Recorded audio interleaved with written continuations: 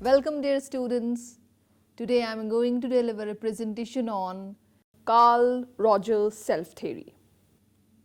And the objectives of the theory are to know about the theory of personality by Carl Rogers, to get acquainted about the life history of Carl Rogers, to know about the different parts of the personality, to get familiar about the concept of congruity and incongruity, to explain the concept of self-actualization, to know about the development of personality.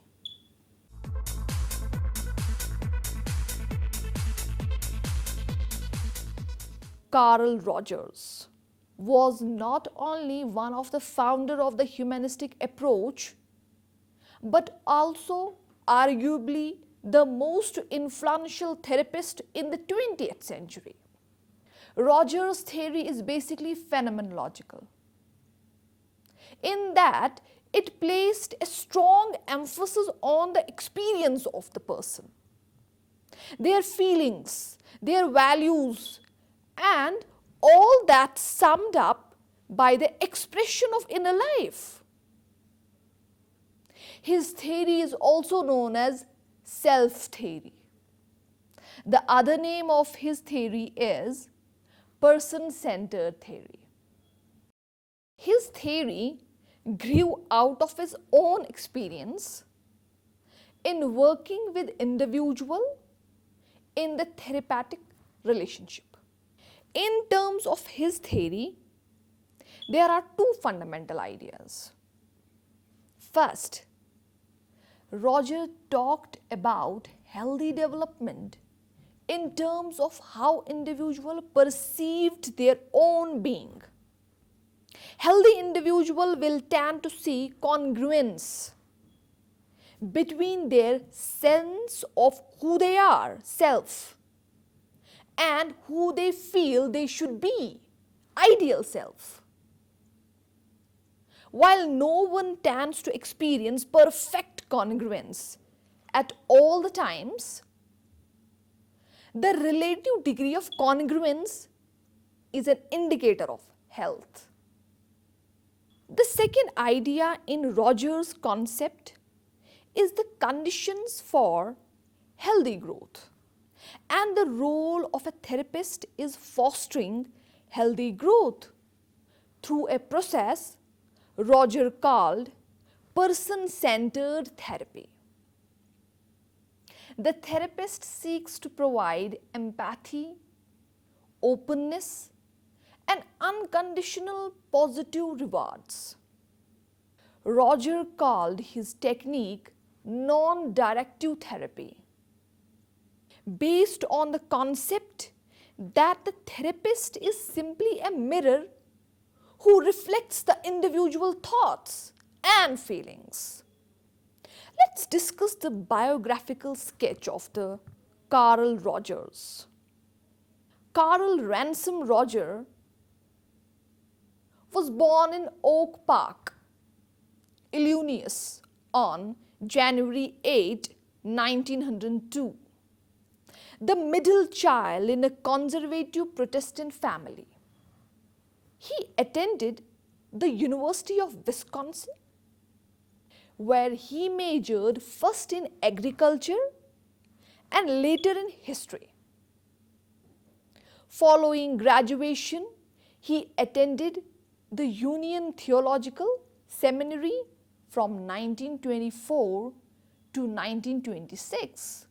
Subsequently, he transferred to Teachers College of Columbia University with its heavily Thorndykean orientation, where he received an MA degree in 1928 and a PhD in clinical and educational psychology in 1931. At Columbia, Roger was exposed to the philosophy of John Dewey, taught there by William H. Kilpatrick, and had his first clinical experience with what he describes as a common sense approach of Letta Hollingworth. From 1927 to 1928, he held a fellowship at the Institute for Child Guidance, where he encountered the Freudian orientation of David Levy and Lawson Lowry. From 1928 to 1930, he served as clinical psychologist in the Child Study Department at the Society for the Prevention of Cruelty to Children in Rochester. He remained with the Society as a director of the Child Study Department, later the Rochester Guidance Center, until 1940. During this time, he learned the theories of Otto Rank, which were to be important to him. His thinking was also been greatly influenced, he has noted, by colleagues, graduate students, teachers, and most of all, his continuing clinical experience. Let's discuss the structure of personality as per Carl Roger.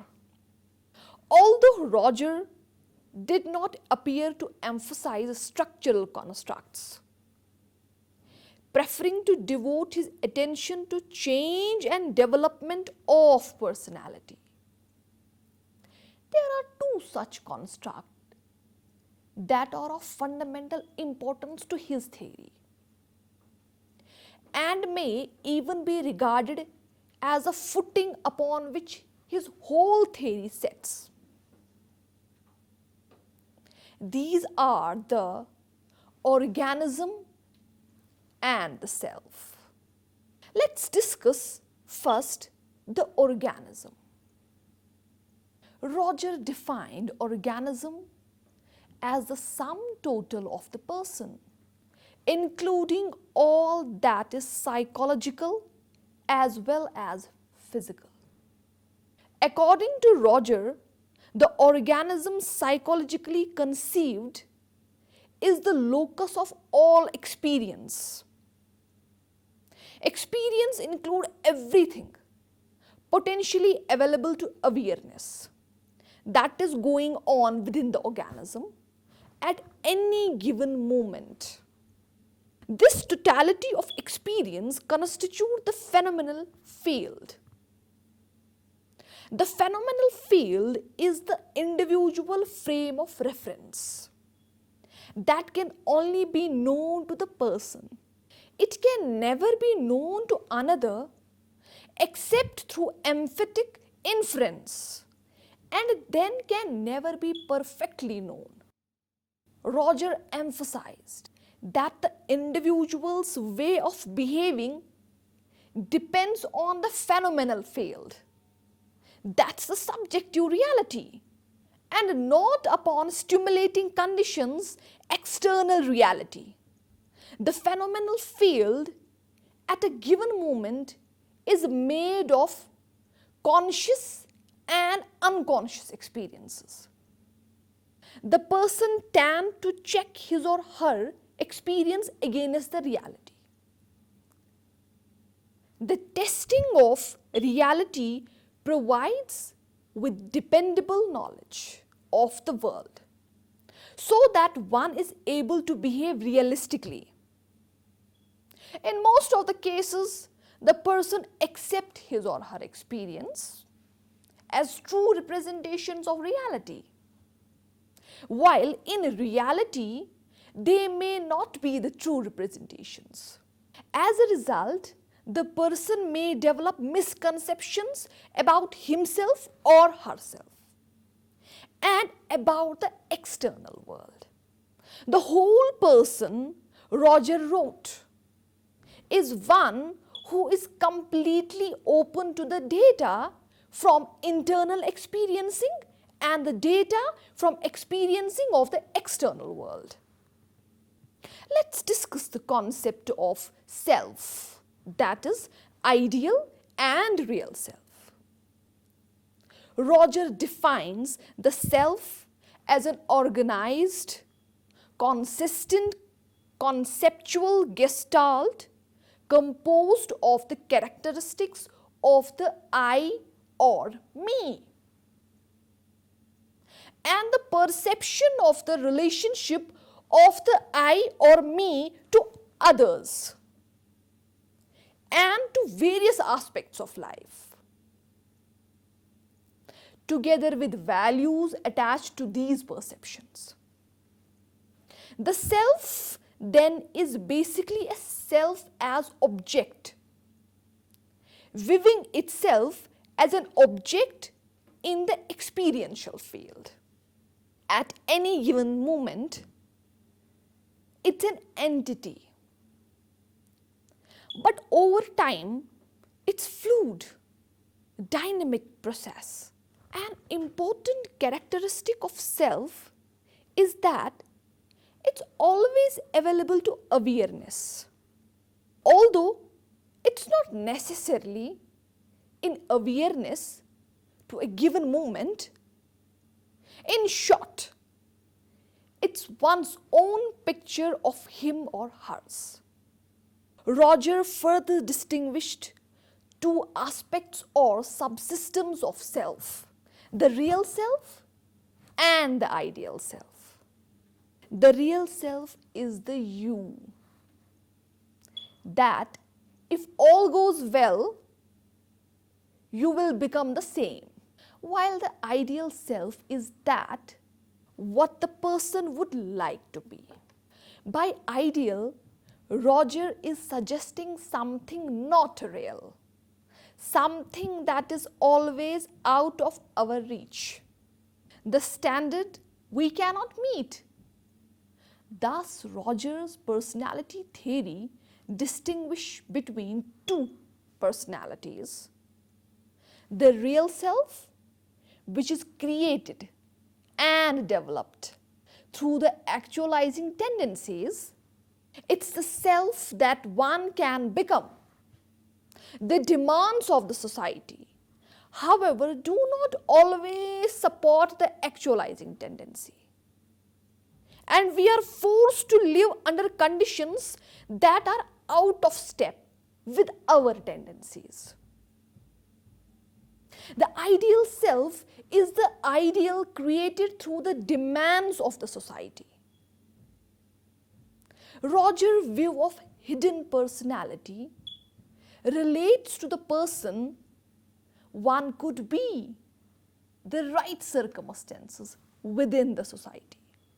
And for an individual to be truly happy, their public and the private self must be as similar as possible. Let's discuss now congruity and incongruity concept. The importance of the concept of organism and self, Roger's theory, become clear when we examine the idea of congruence and incongruence between this self as perceived and the self as actually experienced by the organism. When the symbolized experiences constitute the self, faithfully mirror the experience of the organism. The self and organism are said to be congruent. That is, the individual is believed to be adjusted, mature, and fully functioning. Otherwise, there would be incongruence. Roger suggested that the incongruent individual, who is always on a defensive and cannot be open to all experience, is not functioning ideally and may even be malfunctioning. They work hard at maintaining, protecting their self-concept.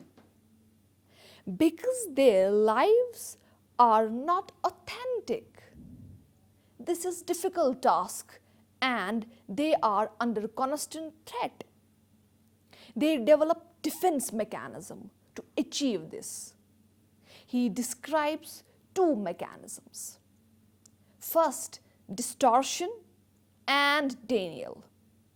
Distortion.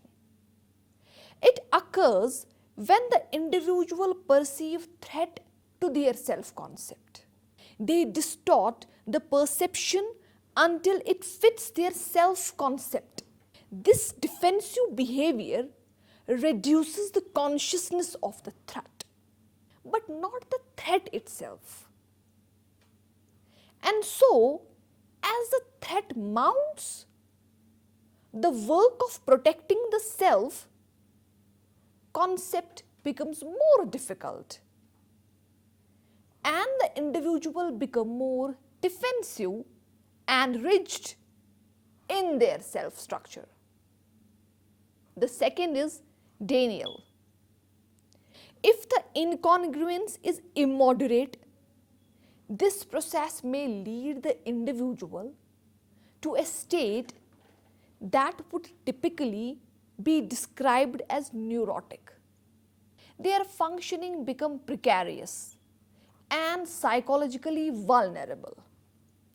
If the situations worsen, it's possible that the defenses cease to function altogether and the individual become aware of the incongruence of their situation. Their personality become disorganized, bizarre, irrational behavior associated with earlier denied aspects of self may erupt uncontrollably. The next important concept is self-actualization. According to Roger, only the single motive is there that impels human beings into action, and that motive can be described as the actualizing tendency. Roger maintains that the human organism has an underlying actualizing tendency, which aims to develop all capacities in ways that maintain or enhance the organism and move it towards autonomy. This tendency is directional, constructive, and present in all living things. The actualizing tendency can be suppressed but can never be destroyed without the destruction of the organism. The concept of actualizing tendency is the only motive force in the theory. It emphasizes all motivation, tension, need or drive reduction, and creative as well as pleasure-seeking tendencies. Only the organism as a whole has this tendency. Parts of it, that self, do not. Maddie, 1996, describes it as a biological pressure to fulfill the genetic blueprint. Each person thus has a fundamental mandate to fulfill one's potential. This tendency is selective and pay attention only to those aspects of the environment which promises to move the person constructively in the direction of fulfillment and wholeness. Therefore, as already stated, the single motivating force is the self-actualizing drive, and the single goal of life is to become self-actualized. Let's discuss the development of self. Roger, unlike Freud, Sullivan and Erikson, did not try to propose a stage theory of personality development. In other words, Roger did not explain the personality development in steps or states. Rather, he emphasized the importance of congruence between the self of the person and its experience in the development of personality. Adjustment in psychological health have also been explained in terms of realistic self-concept that is congruent with self.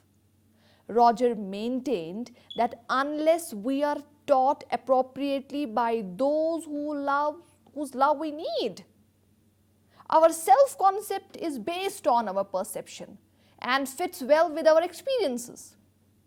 If we are taught to have a self-concept that does not match what we actually experience, we are going to have difficulty. For example, you might learn that nice people never get angry, and then find yourself in a situation in which you are insulted. Your self-concept does not allow you to perceive your feeling of anger accurately. The greater the discrepancy between ourself and our experiences, the greater the maladjustment and anxiety. And harder we must reconcile what we believe ourselves and what we encounter in the world around us. Our parent stands to be the primary source of love and affection, and it's desperately important to maintain their goodwill. We want them to praise us, say that we are good, and experience positive feelings towards us. When we do something they dislike and they let us know it, the experience is a painful one. We strive to alter our behavior to get back to their good graces. Roger recognized the three crucial points for parents to keep in mind. First, the child feeling must be recognized and accepted. The second, mother should avoid threatening the child with the most threatening punishment of all, lost love. Third, the hostile behavior must be clearly and unmistakably rejected and prevented. Let's conclude the whole theory. Roger's person-centered approach has been criticized on many grounds, the most important being the change that many psychologists tend to impose their view based upon the native phenomenology. For instance, Roger accepted client statement to be always true and reliable, when self-report normally lack credibility. Roger has been criticized for ignoring unconscious determinants of behavior, attested by psychoanalytic investigators over a long period of time. It's also criticized on the ground that the theory deals only with surface issues and does not explore deeper areas. Thank you for the presentation.